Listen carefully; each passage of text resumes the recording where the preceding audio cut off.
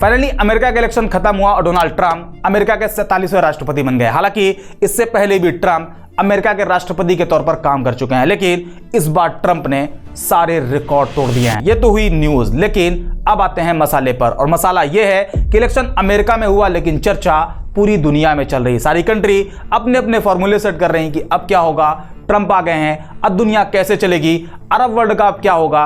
अब तो ईरान के लिए ट्रंप नहीं बल्कि उनका काल आ गया है। यूक्रेन वॉर में अब जेलेंस्की की मौज खत्म होने वाली है, गाजा में अब वॉर रुक जाएगी। ट्रंप गाजा के लिए शांति दूत बनकर आए हैं और भी कई तरह की थ्योरी पर चर्चा होने लगी है। ऐसा माहौल बनाया जा रहा जैसे सारी कंट्री एक बस में बैठी हो और उसकी स्टीयरिंग ट्रंप के हाथ में आ गई हो, और जो लोग ट्रंप ग्रुप में हैं उनके हिसाब से ट्रंप से अच्छा दुनिया में कोई ड्राइवर ही नहीं है, और जो लोग ट्रंप के अपोज में हैं उनके हिसाब से ट्रंप फ्रेश ही हैं और उनकी जान खतरे में है कि कहीं ट्रंप बस को ना ठोक दें। इसके अलावा इंडिया में अलग ही खेल चल रहा है। ये महाराज जी ट्रंप की जीत को सनातन की जीत बता रहे हैं। अब ट्रंप ने धर्म परिवर्तन कब किया इसके बारे में मुझे कोई जानकारी नहीं। हालांकि ट्रंप को लेकर ये पहले क्या कहा करते थे वो बड़ा इंटरेस्टिंग है। पिछली बार जब ट्रंप हार गए और बाइडेन की जीत हुई तब इन्होंने कहा था, ट्रंप की जीत को भारत की जीत बताने वाले अमेरिका के चमचों, ट्रंप हार गए अब क्या कहोगे। एक और ट्वीट में कहते हैं, ट्रंप की जीत हो जाती तो भाजपा कार्यालय में अमेरिका से भी बड़ा जश्न होता, RIP। हालांकि अब ये खुद क्या कर रहे हैं, ट्रंप की जीत को सनातन की जीत बता रहे हैं। इसके अलावा और भी बहुत कुछ है जो ट्रंप को लेकर ये कह चुके हैं, लेकिन अब एकदम से ट्रंप की जीत इन्हें सनातन की जीत लगने लगी है। वैसे ट्रंप को लेकर एक बात इन्होंने और कही थी जो कि बिल्कुल सही कही थी। इन्होंने लिखा, किम जोंग और ट्रंप मिल सकते हैं, RSS और दादा मिल सकते हैं, PDP और BJP मिल सकते हैं, अखिलेश और मायावती मिल सकते हैं, तो फिर हिंदू और मुसलमान क्यों नहीं मिल सकते। इनका ये एग्जाम्पल बिल्कुल परफेक्ट था। इस पे सभी इंडियंस को गौर करना चाहिए। सत्ता पावर के लिए दो डिफरेंट विचारधाराएं आपस में मिल सकती हैं, तो सुकून और शांति के लिए दो रिलीजन भी साथ मिलकर रह सकते हैं, कोई बड़ी बात नहीं। हाँ, वो अलग बात है कि आजकल ये खुद हिंदू मुस्लिम करने लगे हैं। वैसे ये अकेले नहीं है जिनकी आइडियोलॉजी एकदम से पलटी मार गई, बल्कि लिस्ट बहुत लंबी है जो पहले कुछ हुआ करते थे और बाद में कुछ हो गए। और अब तो हालात ये है कि खुद राइट विंग को सोचना पड़ रहा कि लेफ्ट की तरफ से जो लोग उनकी तरफ आ रहे हैं वो तो उनसे भी बड़े वाले राइट विंगर हैं। हेमंत बिस्व शर्मा जो कभी कांग्रेस के सेक्युलर लीडर हुआ करते थे, आज वही बीजेपी में टॉप रैंकिंग पर चल रहे हैं। कपिल मिश्रा जो कितना कुछ कहा करते थे, लेकिन आज वही कपिल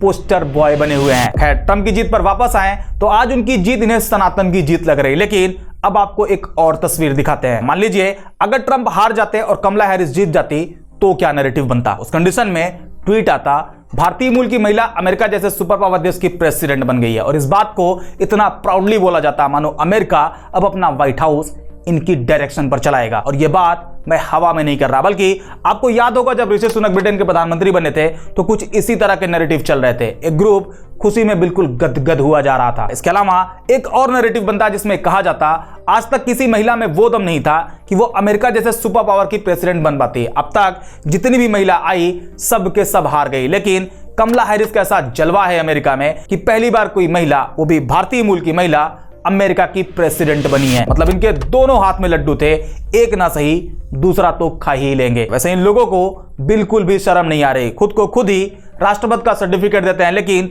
एक भारतीय मूल की महिला की हार पर खुशियां मना रहे हैं। एक राहुल गांधी को छोड़ दें तो किसी ने भी कमला हैरिस की तरफ ध्यान भी नहीं दिया। इनके हिसाब से अगर कामयाबी मिलेगी तभी आपकी वैल्यू है, नहीं तो तुम कौन हो कुछ मैटर नहीं करता। हालांकि आपको यहां एक फैक्ट भी बता दें, अब तक अमेरिका में 47 प्रेसिडेंट आ चुके हैं और इन 47 प्रेसिडेंट में एक भी फीमेल नहीं है। ये अमेरिकन पब्लिक पता नहीं क्यों किसी फीमेल को अपना प्रेसिडेंट नहीं देखना चाहती, लेकिन पूरी दुनिया को इक्वालिटी पर खूब ज्ञान देती है। हिपोक्रेसी की भी सीमा होती है। ये तो लॉजिकल फैक्ट हुआ, लेकिन अब आपको एक फन फैक्ट भी बताते हैं। ट्रंप की जीत पर आपने एक चीज पर गौर नहीं किया होगा। इससे पहले जब अमेरिका में 45वां राष्ट्रपति इलेक्शन होता है तो उसमें ट्रंप जीत जाते हैं, फिर जब 46वां इलेक्शन होता है तो ट्रंप हार जाते हैं, और अब 47वां इलेक्शन हुआ तो ट्रंप एक बार फिर से जीत गए हैं। अब यहां पर गौर करने वाली बात यह है कि जब ट्रंप पहली बार जीते तो उनके सामने थी हिलेरी क्लिंटन, और जब दूसरी बार हारे तो सामने थे जो बाइडेन, और जब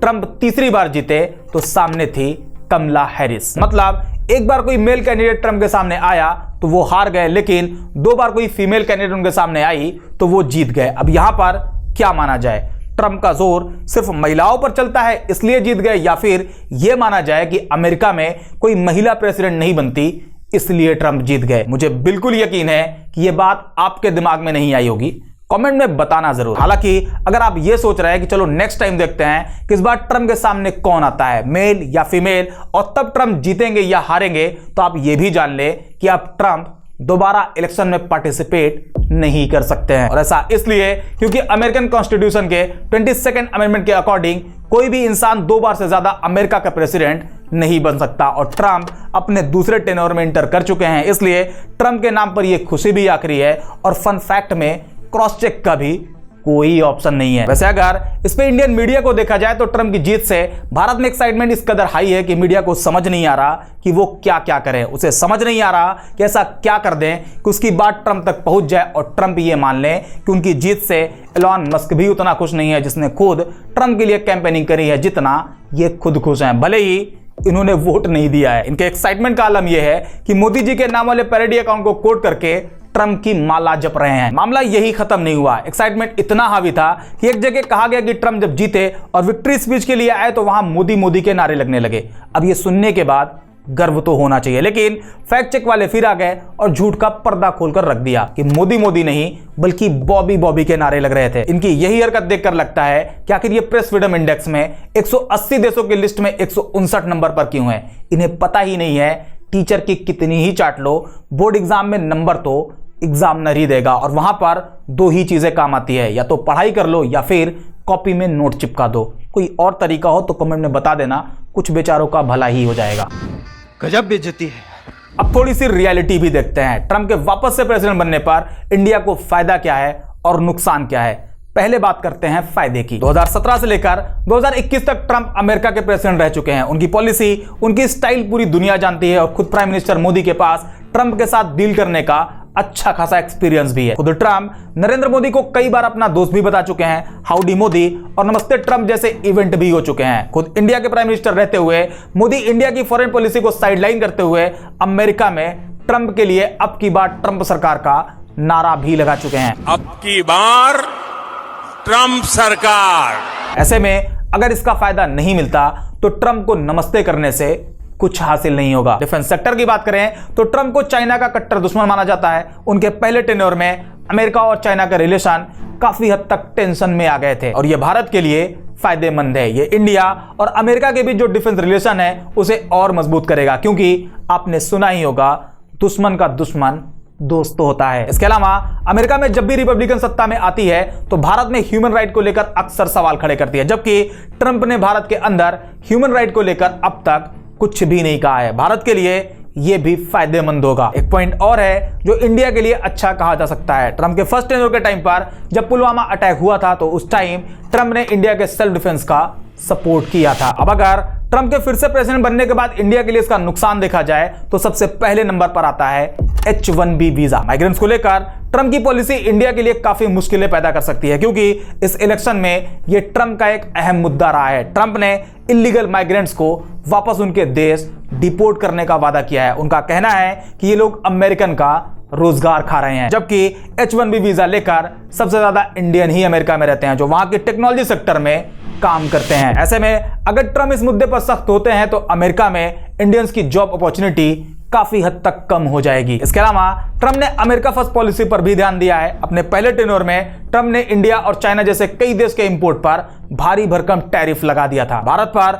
वो ये प्रेशर बना रहे थे कि Bharat American company Harley Davidson पर लगाए जा रहे टैरिफ को हटा दे या फिर घटा दे। ऐसे में ट्रंप की अमेरिका फर्स्ट पॉलिसी के तहत अमेरिकन प्रोडक्ट पर ज्यादा टैक्स लगाने वाली कंट्री पर एक्शन लिया जा सकता है, और अगर भारत ट्रंप की बात मान लेता है तो साल 2028 तक भारत की जीडीपी में 0.1% की गिरावट आ सकती है। और अब तीसरा नुकसान जो सबसे ज्यादा नोटेबल है, कश्मीर को लेकर इंडिया का क्लियर स्टैंड है कि वो कश्मीर मुद्दे पर किसी का भी मीडिएशन एक्सेप्ट नहीं करेगा, जबकि ट्रंप के साथ कहानी थोड़ी अलग है। साल 2019 में Pakistani PM Imran Khan America visit पर गए होते हैं। डोनाल्ड ट्रंप व्हाइट हाउस में इमरान खान का वेलकम करते हैं, और इमरान खान के उस विजिट पर ट्रंप इमरान खान से कश्मीर पर मीडिएशन की बात कहते हैं, और वो ये भी दावा करते हैं कि पीएम मोदी भी यही चाहते हैं। हालांकि भारत ने ट्रंप के इस दावे को यह कहते हुए खारिज कर दिया कि पीएम मोदी ने ट्रंप से ऐसा कुछ भी नहीं कहा है, लेकिन पाकिस्तान ने ट्रंप के इस ऑफर को एक्सेप्ट किया जो कि इंडिया के लिए बिल्कुल भी कंफर्टेबल नहीं था। पिछले 25 साल बाद ऐसा हुआ